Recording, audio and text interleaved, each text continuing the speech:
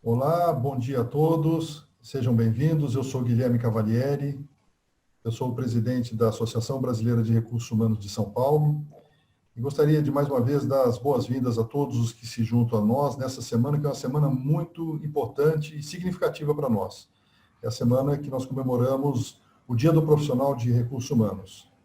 Aqui na BRH nós preparamos uma programação cuidadosamente desenhada para levar conhecimento e principalmente inspiração para todos que se interessam por gestão de pessoas. Eu lembro que o dia que nós comemoramos o Dia do Profissional de Recursos Humanos é o dia 3 de junho, né? E esse é o dia que a gente terá muitas atividades também, não só da BRH São Paulo, mas da BRH Brasil também.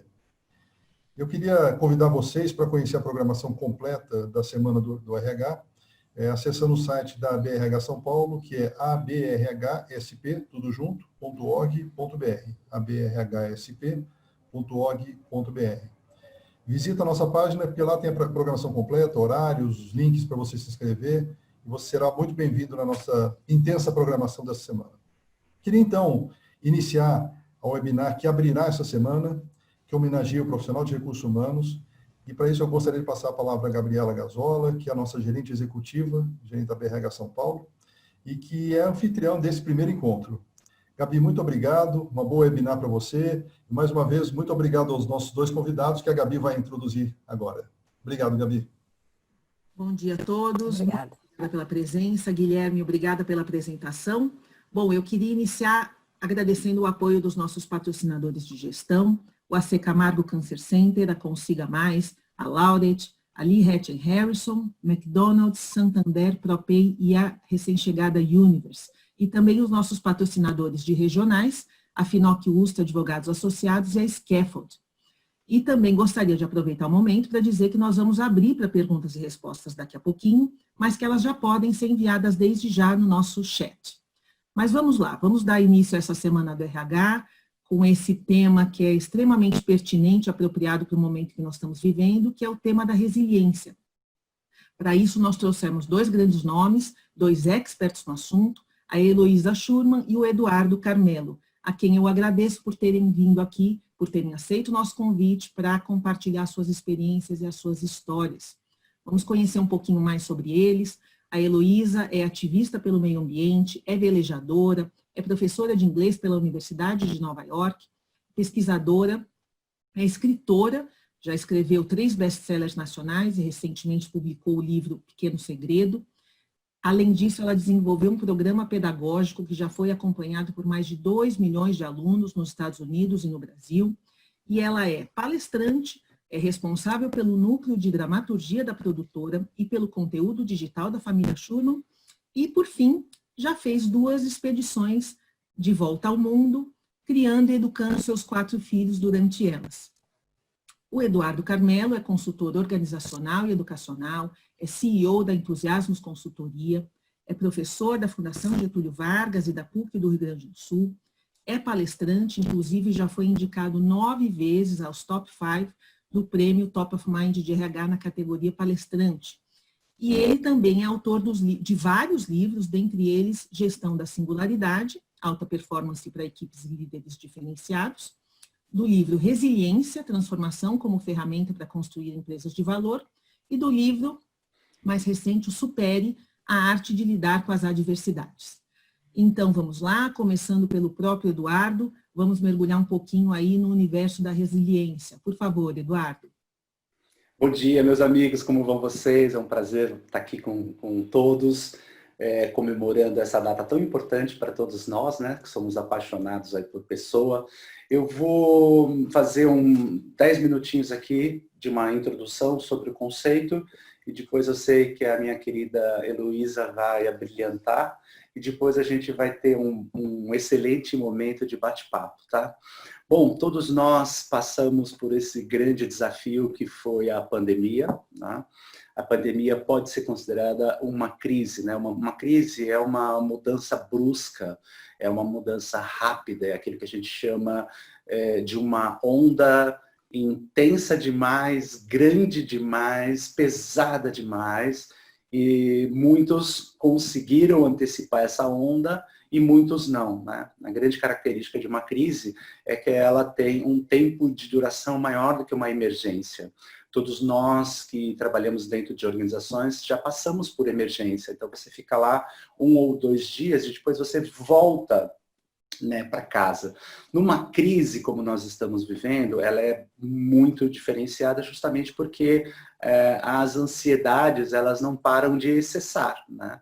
Então é justamente para os amigos de RH, uma das questões mais importantes que a gente precisa numa crise é não só cuidar dos outros, mas principalmente cuidar da gente, cuidar muito da gente, porque esse é um exercício, porque o RH por natureza, né, está sempre ajudando a organização, está sempre organizando, está sempre cuidando da liderança, está sempre cuidando das pessoas, e é um momento extremamente importante para que o RH possa cuidar de si também, né? Até porque você precisa ter bastante energia nesse momento. Todos nós que passamos a primeira onda da pandemia, passamos por um grande nível de ansiedade, não sei se vocês passaram por isso, mas medo de perder emprego, o medo de pegar a gripe, o medo de transmitir a gripe, o medo de não conseguir dar conta de tudo aquilo, o famoso home office, né? Todos nós pegamos o home office ali. Então, eu sei que nesses últimos quase 3 meses agora, nós trabalhamos com muitas empresas, né? E o primeiro momento, no contexto de resiliência, foi um momento de se organizar rapidamente, né? Por quê? Porque dentro da resiliência a gente tem o que nós chamamos das reações automáticas. Então, nesses 3 meses aproximadamente, os estudos de resiliência mostraram que 58% das pessoas ficaram distraídas. Não sei se você viu, gente, assim, 70% das pessoas tiveram as suas competências como se fossem diminuídas ou desaparecidas, sabe? Assim que você fala assim, nossa, mas aquele cara sabia fazer aquilo, de repente não sabe fazer mais, né? E o que inundou a gente foi uma série de distorções, eu não sei se vocês tiveram. Primeiro, distorção de tempo, né? Assim, sabe? Você acorda achando que é sábado e é sexta, já aconteceu isso com você, né? De repente você bateu o olho, achou que era 11 horas da manhã e na verdade já eram 3 horas da tarde, então tem uma distorção de tempo. Teve uma distorção de atenção, que nós já falamos sobre elas, então muita gente distraída das questões mais importantes, mais relevantes. Teve uma distorção cognitiva, inclusive, né? Muita gente perdeu a estribeira, né? O nome técnico é sequestro de amígdala, mas eu gosto que o carioca chama de piti, né? Muita gente teve o piti, né?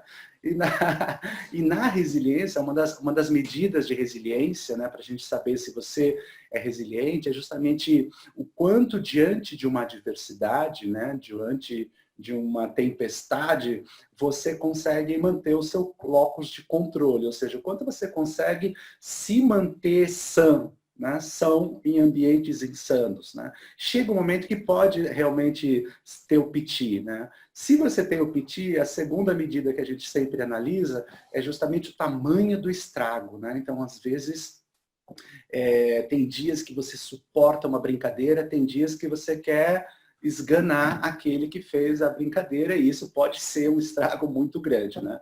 E a terceira medida é justamente o tempo que você volta ao seu estado, né, à sua organização. Então, eu queria só mostrar aqui para vocês, né, 2 slides rapidinho. Primeiro, para definir o que a gente chama de resiliência estratégica, né? Nós hoje, resiliência já está não sei se você sabe, mas nós já estamos na 3ª geração de resiliência, né? A primeira geração, ela realmente estudou aquela ideia de suportar pressão, de ser como elástico, de ser como silicone, não sei se vocês já viram isso, é uma percepção antiga, né, que a gente tem.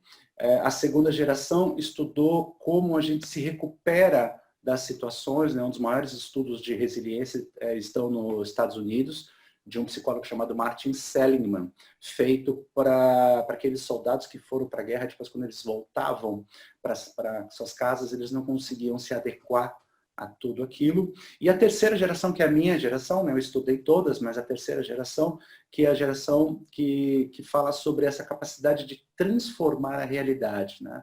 A primeira e a segunda geração é como se uma onda viesse, né? E você tivesse que fazer alguma coisa a respeito. A terceira geração, ela tem um pouco mais de proatividade, né? Então, o que ela está dizendo? Ela está dizendo, olha, não espera a onda chegar, né? Olha para a onda, se antecipa a onda. Quando você percebeu que a onda veio, sai da praia, compra uma prancha, aprende a surfar, volta e aproveita a onda, né? Então, é uma geração que cada vez mais usa a palavra se antecipar a isso, né? Mas todos nós sabemos, você lá na sua empresa já percebeu isso, né? Se a onda caiu, né? Se você tomou um caldo da onda, esse é o momento de você se fortalecer, de se recuperar, né?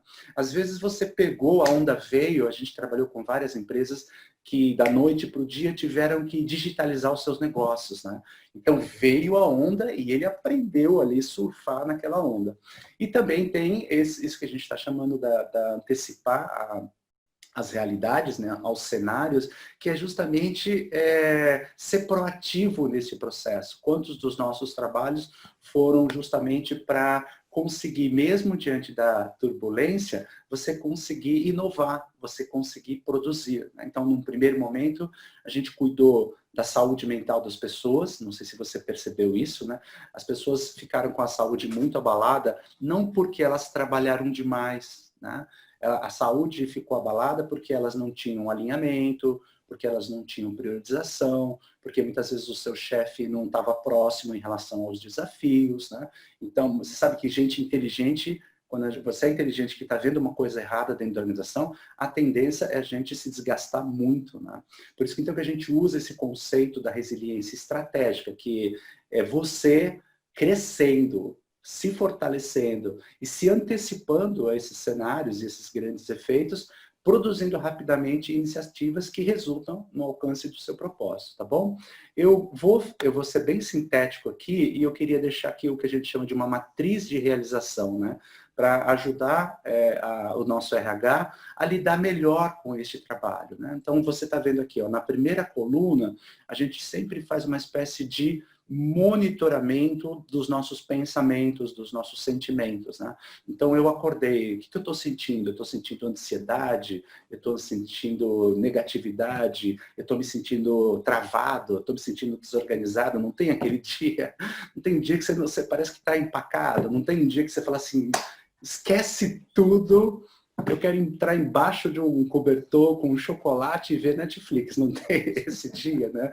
Então, é muito importante que você saiba monitorar esses sentimentos para ir para a segunda coluna aqui. Como você administra isso? Como é que nós vamos administrar isso? Puxa, então eu vou ter que fazer o meu mindfulness, eu vou organizar o meu network, eu vou organizar o meu trabalho, eu vou alinhar, né? Eu vou me conectar com os valores da organização, isso é uma questão super importante, né?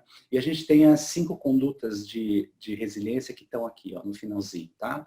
Uma questão que a gente considera muito importante é o que a gente chama em resiliência de ritual de empatia e confidencialidade, sabe?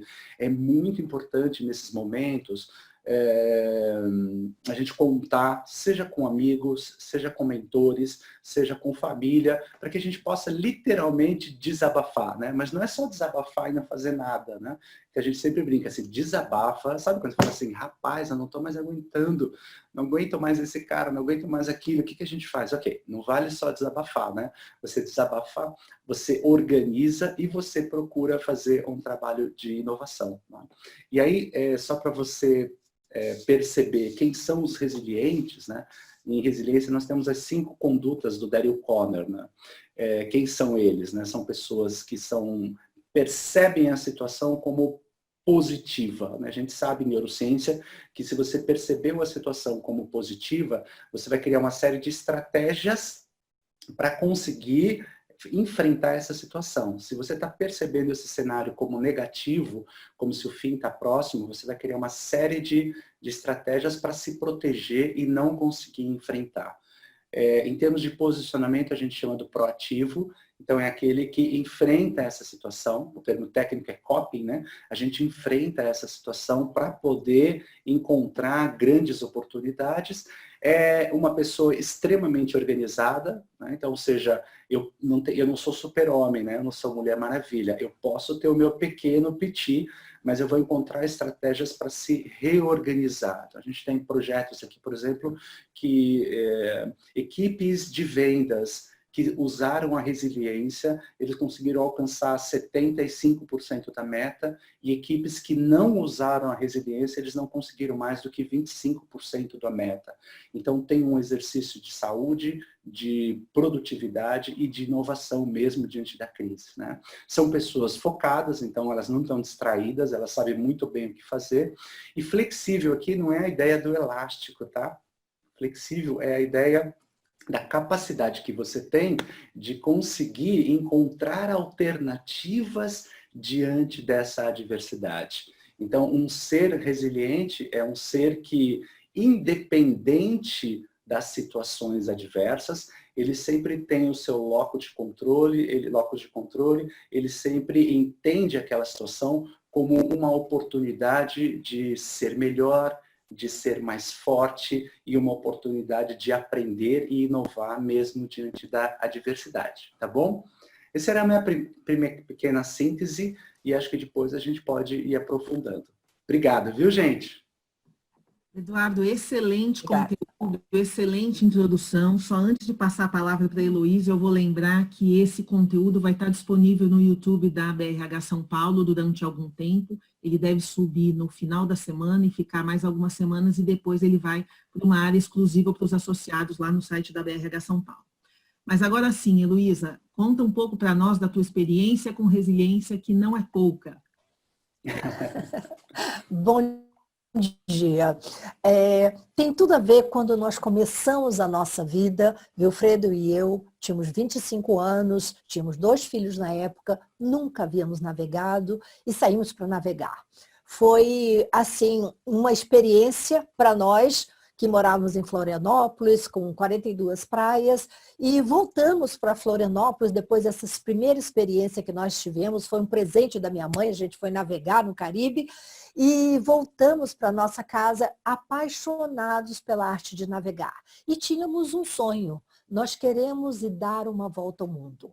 Agora, nós temos o sonho, botamos o pé na terra, e aí? Como é que nós vamos realizar esse sonho? Nós não sabíamos navegar, nós não tínhamos dinheiro, nós não tínhamos experiência. Aí nós nos sentamos e começamos a planejar. Bom, para onde começar? Vamos primeiro aprender a navegar, vamos atrás de alguém que nos ensine, vamos atrás de comprar um barco pequeno, sem motor, sem cabine, nem nada, um barco de 6 metros para a gente começar a aprender. E começamos assim o nosso planejamento, a nossa vida, e lógico, nós dois, eu tinha uma escola de inglês, Wilfredo era economista, trabalhava em um escritório de projetos, e tínhamos 2 filhos pequenos. E todo mundo sabe que a vida normal é leva as crianças para o colégio, traz as crianças do colégio, e nesse meio tempo nós começamos com um planejamento. Na época era um caderno, o que nós queremos alcançar. E marcamos uma data. Quando o nosso filho, o David, fizesse 10 anos, nós iríamos sair para uma volta ao mundo. Gente, passamos 10 anos planejando.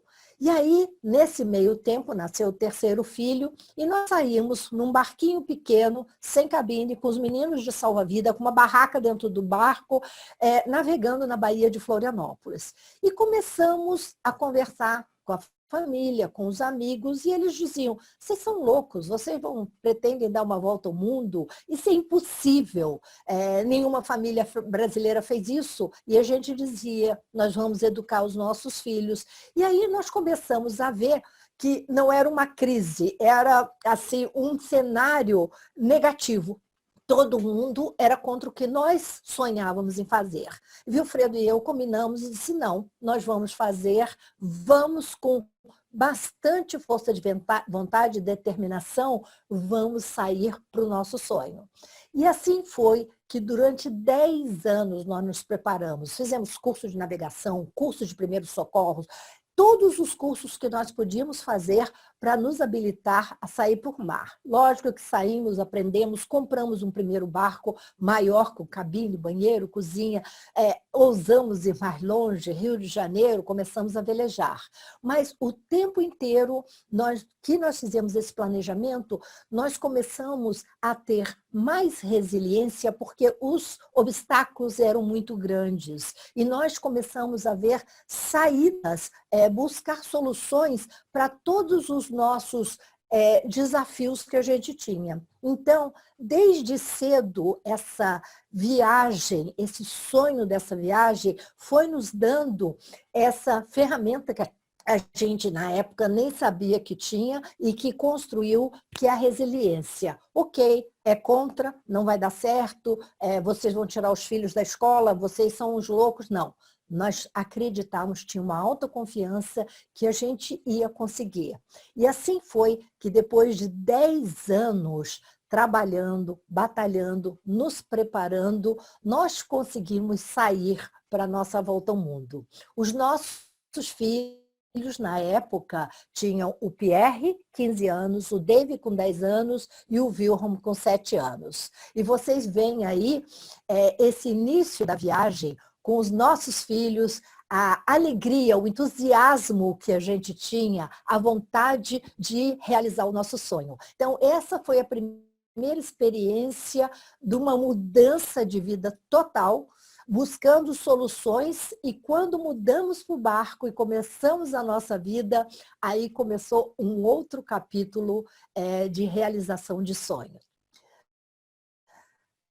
Quando nós navegamos durante essa viagem, que era um planejamento de fazermos 3 anos, e acabamos ficando 10 anos no mar, nós saímos em 84, voltamos em 94.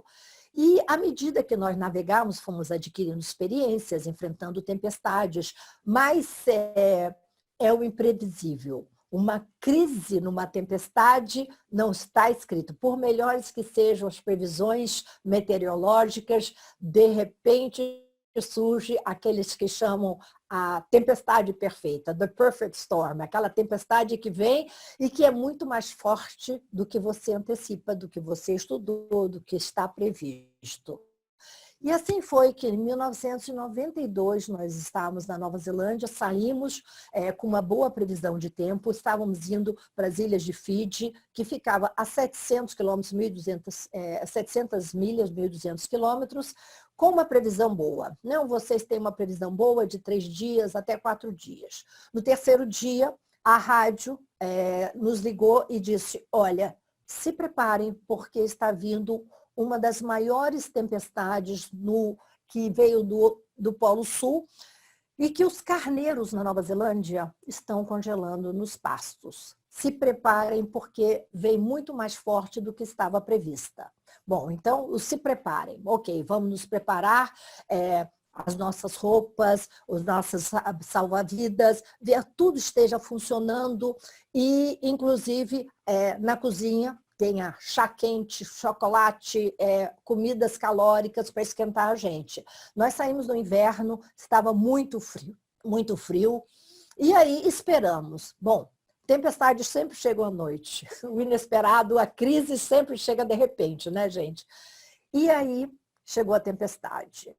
As ondas começaram a crescer e elas chegaram a alcançar 10 metros, porque quando a gente olha o mastro e a onda está na altura daquele mastro, a gente sabe que ali tem 10 metros.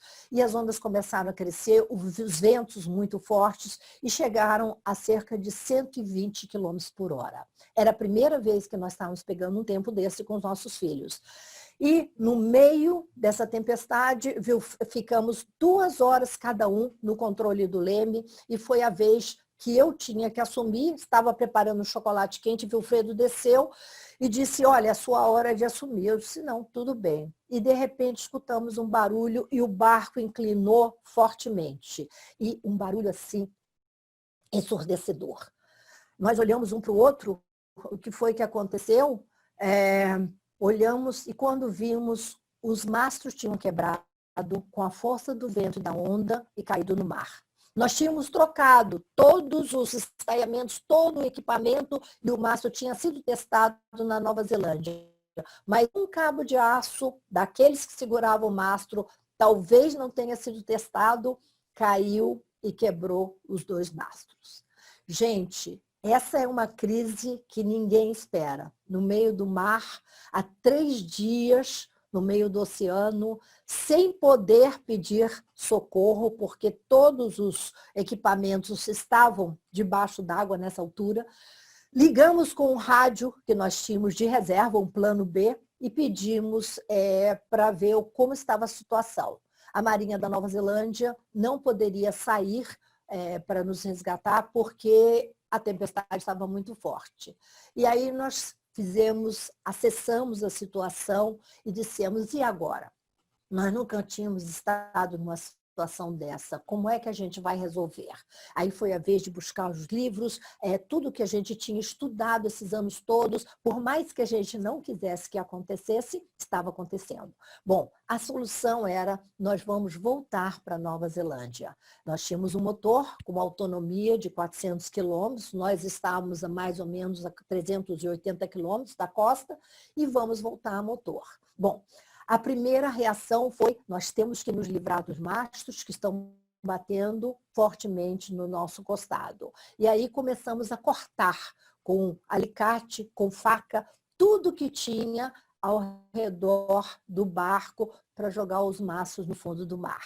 E aí sentamos, reacessamos, ok, como nós vamos fazer?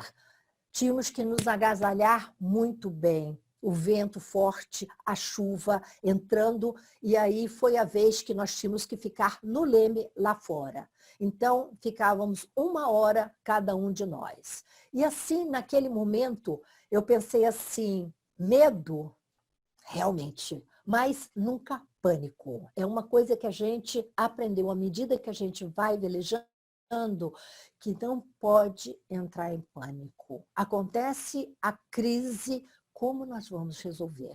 Bom, cortamos todos os cabos de aço, o mastro foi para o fundo, Wilfredo e eu sentamos, fizemos a navegação para voltar para Nova Zelândia. Tá? Demoramos 3 dias e meio, esperamos essa tempestade passar e vamos voltando. E aí, a crise se tornou muito maior, né, do que realmente a gente esperava. Pegamos mais 3 tempestades, não com tanta força, mas de menor força, que nos colocava às vezes para trás. E esse tempo que a gente foi navegando foi nos dando uma esperança da gente chegar no porto. Nós não sabíamos quanto tempo nós íamos demorar para chegar. Gente, foram 11 dias. E nesse momento, é o momento que a gente tem a tripulação, os nossos filhos que estão a bordo, que são os nossos companheiros, são os nossos tripulantes, que tinham que estar também agindo. E como você motiva essas pessoas dizendo, olha, agora é sua hora de estar lá fora, naquele frio gelado, 5 abaixo de 0, com as ondas passando em cima de você e você praticamente fica molhado. E aí é nesse momento que todo mundo pensava assim, nós vamos chegar no porto, nós estamos juntos e vamos chegar lá. E aí a gente foi descobrindo essa nossa resiliência de enfrentar uma crise e saber resolver a crise. E depois de 11 dias, nós chegamos de volta à Nova Zelândia. E, bom, a alegria enorme de estarmos salvos e seguros, né, de que todo mundo não tinha ninguém machucado, não tinha ninguém ferido, ninguém estava em condições de saúde ou péssimas ou que não pudesse navegar naquele momento. Então, esse foi o maior desafio que nós tivemos e a maior lição para a gente em construção da nossa resiliência. E a vida, com todas essas alegrias que a gente tem de navegar, de conhecer o mundo, nos deu um presente. O mar nos presenteou com uma filha. Nós encontramos um casal de velejadores em Nova Zelândia, que os dois tinham uma filhinha, que se chamava Catherine, Cat, e com o tempo nos tornamos amigos, e depois voltamos para o Brasil, e perdemos o contato com o casal. Naquela época era carta, né, gente? Estou falando em 1992. Quando chegamos aqui de volta no Brasil em 94, fomos procurados pelo Robert com a filha Cat, que nos contou a história que a sua esposa havia falecido e que ele estava muito doente.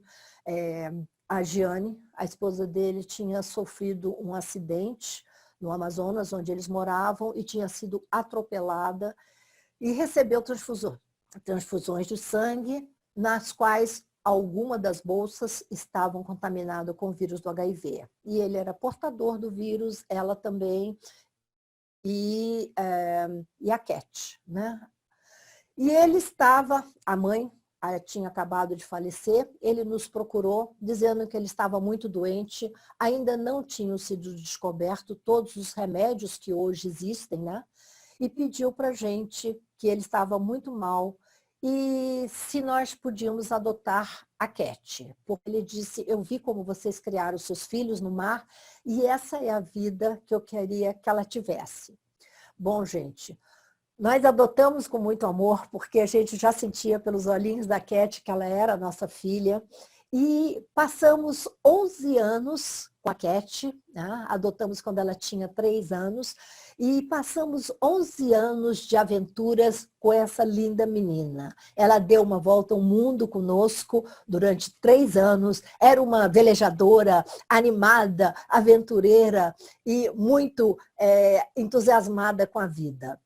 Mas, infelizmente, quando Cat ia completar 14 anos, ela teve, por consequência da doença, por todos os remédios e tratamentos que ela fazia, quando ela era pequenininha, ela não teve acesso, porque não tinha os remédios que hoje já tornam o HIV, né, uma doença mais controlável, e ela teve 2 paradas cardíacas e nos deixou. Então, para mim, essa crise, esse momento forte de perda da minha filha, começou assim a me tornar, de repente, muito triste. No início, gente, a perder um filho acho que é a maior perda que, né, os pais podem ter. Mas sentei com meus filhos, chorava muito, muito desesperada, e ao mesmo tempo pensando que ela viveu 11 anos de alegria com a gente. Ela nos deixou muita alegria. Todas as memórias dela são de boas lembranças. E aí, naquele momento, sentei e comecei a pensar em tudo que eu já tinha passado naquela minha vida, tudo que a gente, né, enfrentou. E comecei a pensar que eu tinha que dar a volta por cima, eu tinha que me reerguer, eu tinha que voltar praticamente a viver. E foi assim que, num período de 6 meses, eu comecei a buscar dentro de mim forças e para buscar o que eu vou fazer, como que eu posso superar, não superar, mas como que eu posso buscar viver novamente. E foi nesse momento que, logo após a perda dela, que eu comecei a escrever uma história para ela e para mim. E escrevendo, eu fui colocando para fora os meus sentimentos e acabei escrevendo um livro, Pequeno Segredo, que conta a história dela. Voltei a saber que eu podia escrever, viver, continuar a minha vida. E os meus filhos, o meu marido, o Wilfredo, com maior apoio, a gente aprendeu que a gente fez uma coisa assim muito especial na nossa vida. Pelo amor da Cat, a gente continua a navegar. Tanto que, pelo amor da Cat, esse último barco que nós construímos chama-se Veleiro Cat.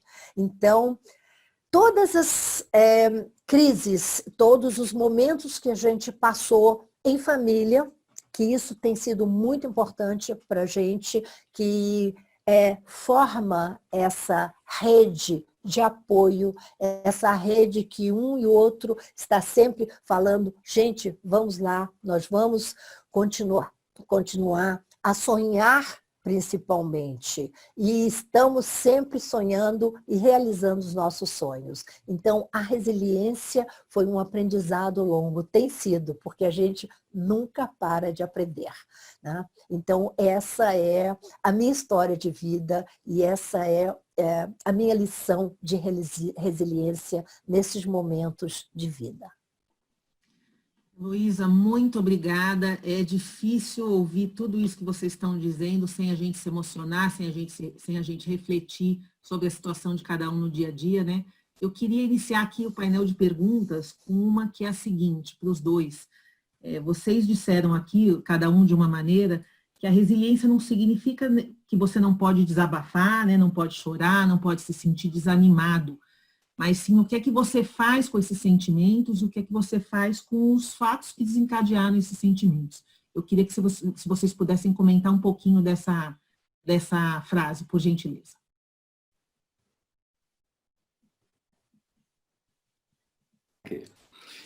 Posso começar?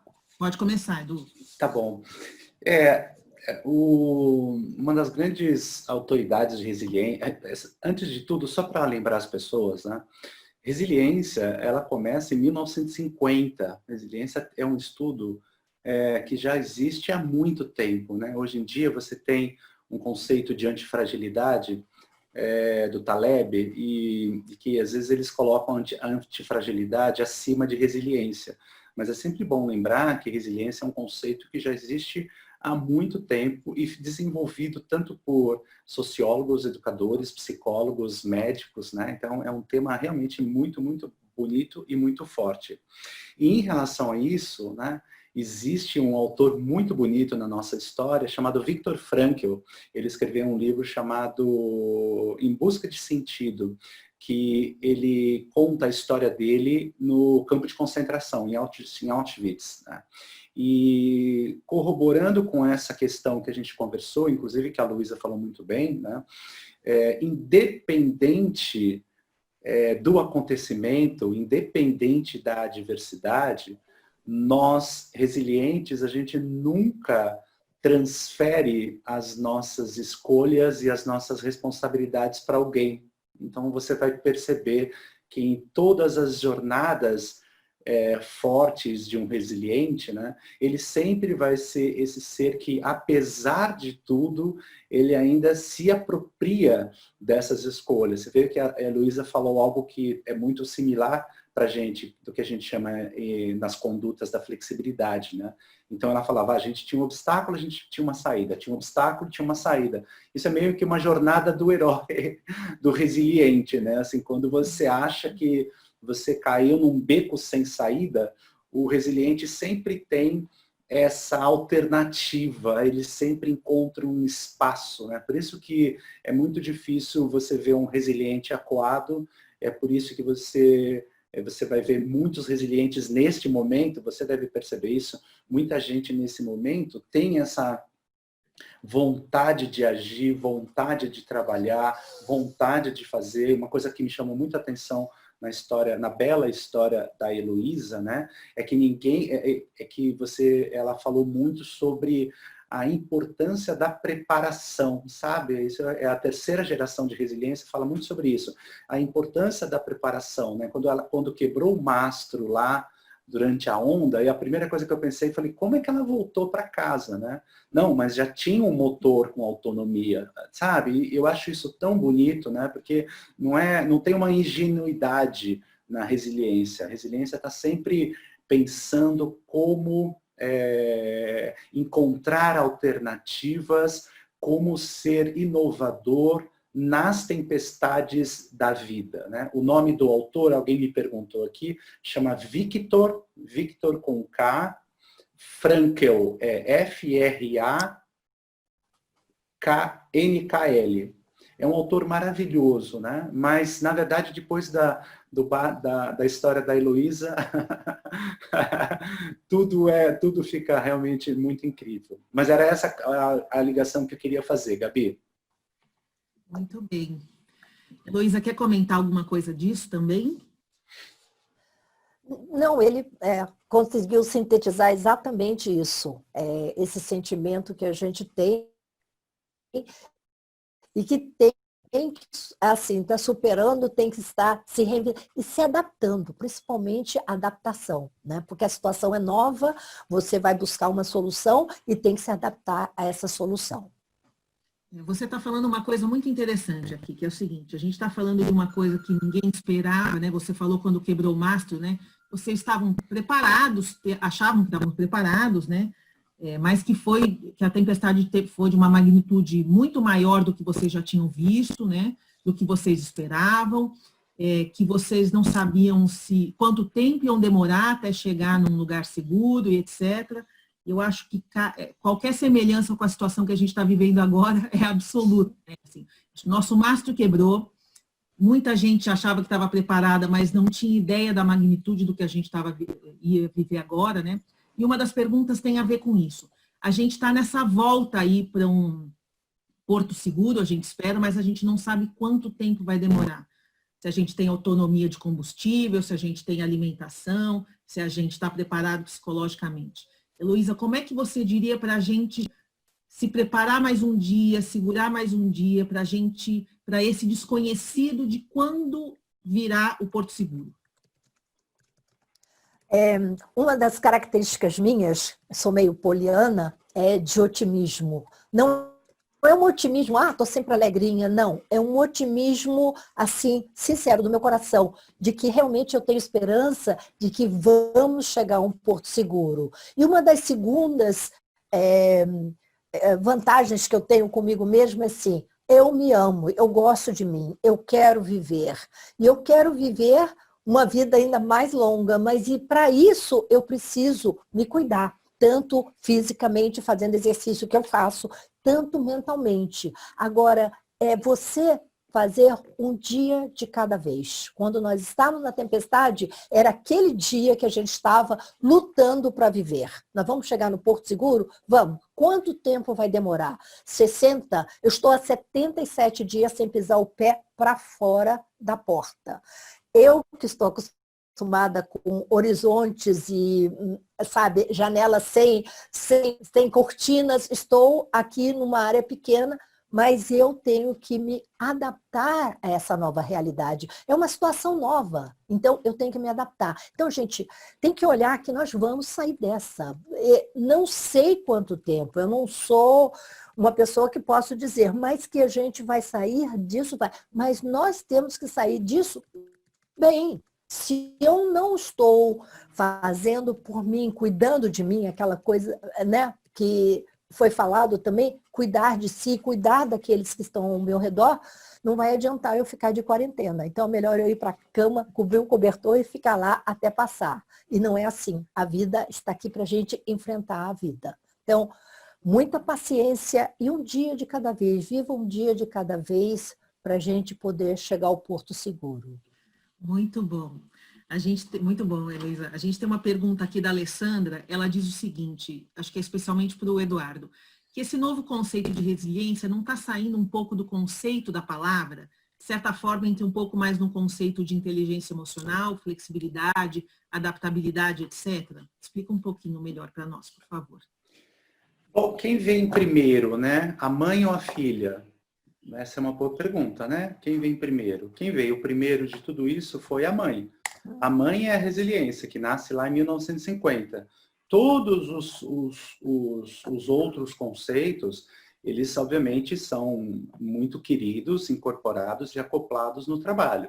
A gente que estuda resiliência há muito tempo, não faz nenhum sentido a gente trocar por antifragilidade se tudo que tem lá e antifragilidade foi construído em resiliência, né? Como qualquer outro conceito que é sustentável, ele vai realmente tomando cada vez mais força e ele vai se adaptando no trabalho, né? Então, você veja, a resiliência em 1950, é que muita gente acredita que resiliência, se você for no dicionário, você vai lá, voltar ao estado natural, né? Assim, tem um cara muito legal chamado Thomas Young, que era um engenheiro e que usou o termo resiliência para falar de materiais elásticos. Então, lá atrás, as pessoas falavam assim, seja igual ponte, seja igual a silicone, seja igual a bambu, né? Eram todas comparações com questões que não tinham nada a ver com a gente, mas é porque um senhor usou a resiliência para dar essa noção de puxar, de que você pode puxar, de que você pode ser capacho, né? Mas se você pegar na etimologia da palavra, então etimologia é o antigo, o cilier significa saltar. Então eu estou impulsionado para. E o prefixo re significa novamente. Então não tem nada de voltar para trás. Ou seja, a Heloísa, nós somos seres que estamos constantemente impulsionados para um propósito, para um objetivo, para um futuro. Tá? Então eu não sou daqueles que ficam utilizando conceitos para colocar acima de outros conceitos. Eu acho que tudo é muito bem-vindo. Agora, o que a gente sempre procura fazer é respeitar os inúmeros autores de resiliência que se esforçaram tanto para fazer o trabalho de evolução do próprio conceito. Então, a resiliência hoje, ela não está muito ligada à necessidade de sofrer pressão, mas, por exemplo, a resiliência atual, posso até mostrar um exemplo aqui para você, ó. As ferramentas que a gente tem de resiliência, olha que interessante, elas estão muito focadas para a inovação, tanto que a gente usa hoje a resiliência ligada à ambidestralidade. Então, hoje, quando a gente desenvolve projetos dentro das empresas, a gente sempre tem os projetos de desempenho. Então, aqui é como a gente divide a nossa mente. Então, a gente cria força-tarefa para melhorar o desempenho, para inovar, porque antecipar para a gente é muito importante, né? Para melhorar os projetos e para eliminar qualquer hábito que não faz nenhum sentido para a gente, né? E o ritual aqui de empatia, ele está sempre presente, olha que interessante, né? Então, para nós, resiliência está muito mais ligado à inovação, até porque, fazendo uma analogia com a bela história da Heloísa, para nós, resiliente hoje, é enfrentar o mar do VUCA, enfrentar o mar da complexidade, enfrentar o mar da incerteza. Então, alguém falou sobre autopreservação, né? Com todo respeito, para nós nos interessa fazer exatamente o que a família Schurman fez dentro das organizações. Nós não podemos esperar o vendaval chegar, né, no porto. Nós saímos do porto para buscar, para experimentar, porque isso é um ato de resiliência, porque cada vez mais o mundo vai ficar mais complexo, né? A complexidade não vai dizer assim, gente, nós vamos dar um tempo aqui até vocês pensarem, se conscientizarem e se fortalecerem. Não, não, a complexidade está indo. A transformação digital está acontecendo, as tecnologias emergentes estão acontecendo, então você vê que é realmente um mundo novo e o resiliente foca este trabalho de experimentar, de testar coisa nova. Então ele não está esperando o mundo chegar, o mundo da tempestade chegar. Ele está fazendo o que exatamente, metaforicamente e literalmente, essa família linda fez e mostrou para a gente, né? Então o nosso trabalho não é esperar o nosso presidente dizer como vai ser a empresa. O nosso trabalho é testar, inovar, buscar, entrar nessa complexidade para aprender, né, enquanto você cai, né? Eu posso contar uma historinha rápida. Eu fui para a África em 1995, né? E eu fui num país chamado Zimbábue. E Zimbábue tinha um rio, todo mundo queria fazer rafting no Zambezi River. Todo mundo queria fazer rafting, porque só lá tinha um rafting nível 6, né? Que era só para profissional. Aí, igual a Heloísa, eu passei 3 horas treinando para entrar, a gente passou 3 horas para conseguir aprender tudo que tinha que aprender para entrar no rio, né? Quando a gente vai entrar no rio, assim, tínhamos nós, né? Tinha o nosso tradutor e tinha o Ranger lá, né? Que falava um dialeto chamado Ndebele, esse era o dialeto, né?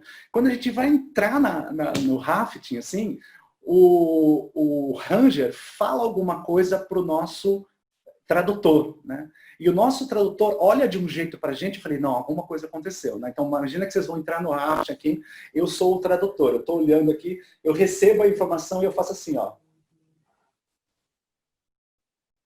Você fala, puta, que pariu, o que aconteceu, né? O que vai acontecer? Aí o Ranger falou assim, olha, o Ranger, o tradutor falou, olha, o Ranger disse que vocês vão entrar agora na água. Sim, estamos sabendo.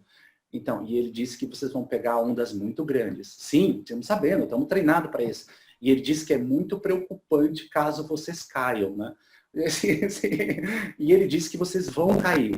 Tá, e daí? Qual é a questão? Então, ele disse o seguinte, quando vocês caírem no mar, nas águas turbulentas, você tem que nadar para a margem direita. Nunca para a margem esquerda. Sempre para a margem direita. Jamais para a margem esquerda.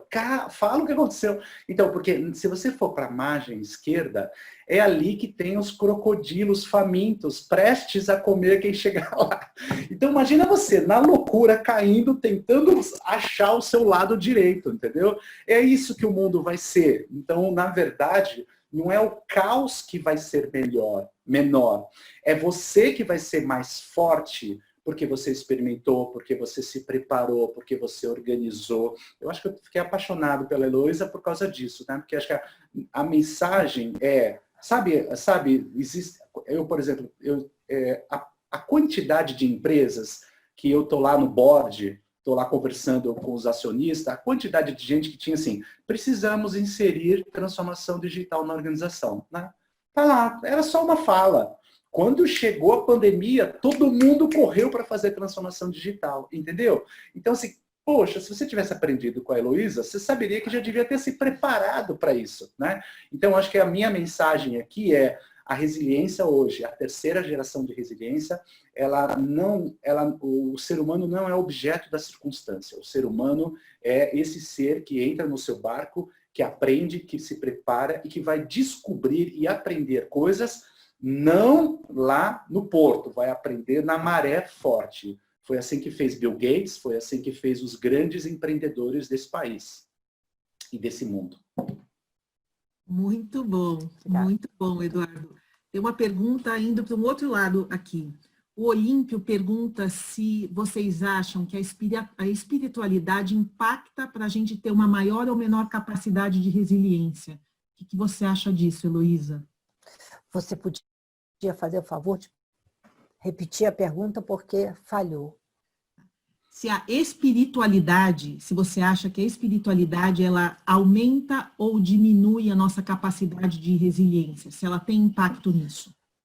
Ah, sim, tem um impacto muito grande para, assim, quem tem uma espiritualidade, desenvolve uma espiritualidade, tem muito mais uma capacidade de conseguir alcançar ou de se adaptar a essa resiliência, de conseguir alcançar a resiliência, porque a espiritualidade lhe dá uma outra dimensão da situação que você está vivendo. Então, a espiritualidade realmente ajuda. Eu também acho. Eu acho que quanto mais você tem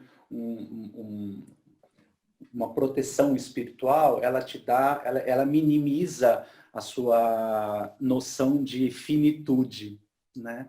Muita gente ficou muito assustada, assim, principalmente essa geração mais nova, porque elas nunca tinham passado por uma crise tão grande. Nós que somos jovens há mais tempo, já passamos por outras crises, né? Mas para essa molecada parecia que o fim estava próximo. Nossa, eu vou perder. Então, quando você tem esse conceito de espiritualidade, primeiro que você tem uma força da sua ancestralidade, né? Eu acho isso muito importante, muito bonito, né? Você conta com toda a sua ancestralidade. Você conta com todos aqueles que vieram antes de você. E você conta com aqueles que em algum lugar também estão juntos com você. Então, sim, ela aumenta, ela fortalece a resiliência, porque você tem uma confiança pessoal, familiar e planetária, sabe? Heloísa, o Marcelo pergunta se em algum momento vocês pensaram em desistir. Olha, é uma pergunta que todo mundo faz. Mesmo naquele momento pior que a gente estava na tempestade, você acredita, em nenhum momento nós pensamos em desistir. Naquele momento, pelo contrário, a gente olhava e dizia assim, como que nós vamos conseguir dinheiro para refazer os mastros, como nós vamos conseguir consertar o barco, como que a gente vai buscar alguma solução, algum meio para a gente conseguir continuar o nosso sonho. Nós sempre fomos muito impulsionadas por essa paixão, pelo sonho de estar no mar, de navegar. São 3 voltas ao mundo, gente, e não estamos parando, estamos já planejando uma expedição que ia sair esse ano, mas assim, essa paixão. Então, o que nos move é essa paixão, é a motivação. Então, em nenhum momento, por pior que era essa tempestade, a gente pensou em desistir. Nenhum momento. Muito bom. Muito bom. Eduardo, você falou no começo da tua apresentação que 58% das pessoas agora no início da pandemia, né, se mostraram mais distraídas, 70 e poucos por cento tiveram suas competências diminuídas, alguma coisa nesse sentido, né? E a gente tem uma pergunta aqui de uma pessoa que ela diz que em momentos conturbados agora, de estressantes, conflitos, que ela não está conseguindo raciocinar direito, ela não sabe se é devido ao momento, mas ela pede uma ajuda, uma orientação sobre como é que consegue bloquear essa dificuldade de raciocínio, como é que ela consegue superar isso. Isso, lembra quando eu te passei na grade de realização, que quando você se monitorou, como você fez bem, e percebeu que não está conseguindo racionalizar direito, você vai encontrar um amigo, alguém da família, um profissional, um mentor, para te ajudar nessa racionalização. Não fique preocupada com isso, porque isso é muito natural, mas bem natural mesmo. Às vezes a gente perde um pouco esse raciocínio. Então, existem vários treinamentos para que te ajude a lidar com isso. Quando a gente trabalha com mindset ágil, a gente tem um backlog, né? Uma lista de tarefas para que você possa conseguir trabalhar com alinhamento, com priorização, com complexidade, eliminação da complexidade, para que quando você se perder, lembra aquela ideia, quando eu me perder, para que o estrago não seja tão grande, para que você volte a essa questão. Então, se você tiver a oportunidade de ter um coaching, um mentor, alguém que você considera inteligente, provavelmente ele vai te ajudar aquilo que a gente sempre brinca, desabafar, né? Você precisa desabafar, tirar essas angústias, para depois conseguir raciocinar. Raciocinar é um desafio muito importante para a resiliência. Quem mais raciocina diante da crise, a Heloísa deu uma aula aqui para gente, maior a sua chance de conseguir voltar ir para o seu propósito, tá bom? Então, mas a dica rápida é a seguinte, se você não conseguir fazer sozinha, acho que não, encontre alguém, pode até me escrever, se você quiser eu posso até te ajudar, tá bom? Você me escreve e eu te ajudo, te dou algumas ferramentas para que você consiga se recuperar, né, voltar ao seu estado de controle e passe a reorganizar a vida profissional ou a vida pessoal. A conversa está muito boa, mas a gente está se aproximando dos minutinhos finais. Antes de encerrar, vou fazer uma última pergunta para Heloísa, que é uma pergunta do Vitor José. Ele pergunta se desapego tem a ver com resiliência, o fato de ter tido que se livrar daqueles mastros quebrados. O que você acha? O desapego tem a ver com resiliência, obviamente, porque você tem que deixar ir, você tem que deixar para trás e olhar para frente. E o momento que você desapega, como nós desapegamos, deixamos para trás uma casa, o nosso trabalho, fechamos o escritório, vendemos a escola, e para sair, para viver num barco. Saímos de uma casa para morar num barco. Imagina quanta coisa eu deixei para trás. E assim, sucessivamente, eu venho me desapegando na vida. E é importantíssimo isso para você seguir em frente, impulsionar para frente. Você tem que deixar para trás, é desapegar. É difícil, não é uma coisa fácil, mas você tem que lembrar que para você seguir para frente, você tem que cortar os mastros, deixar ele para o fundo, para você voltar ao porto seguro. É isso mesmo, então. Heloísa, muito obrigada, Eduardo. Eu não sei se vocês querem fazer alguma palavra final antes da gente encerrar. Bom, a minha mensagem é uma mensagem, como eu disse, que eu peguei muitas pessoas mesmo muito preocupado com essa sensação de que o final estava próximo, porque nunca viveu guerras assim, né? Então eu queria deixar essa imagem de que o que a gente está passando não é a vida, né? O que a gente está passando é uma circunstância da vida. A vida é muito maior do que isso, né? Como a gente pôde ver na história da Elo. É um momento desafiador, é um momento difícil, talvez alguns mastros de nós quebre, mas é muito importante a gente relembrar que a gente tem um motor. E esse motor é a nossa sabedoria, é a nossa capacidade de criar um propósito, é a nossa conexão com os amigos, com pessoas que podem nos fortalecer, nos ajudar a passar por mais um momento que não é a vida, que é uma circunstância, né? Porque a vida é muito maior e mais bela do que isso, tá bom? Obrigado. E a minha mensagem que eu quero passar é que, gente, depois dessa tempestade enfrentamos outras, um mini ciclone e várias outras, mas que na nossa vida, por mais difícil que a gente veja a tempestade que dura 11 dias, 10 dias, 6 dias, 3 dias, toda tempestade passa.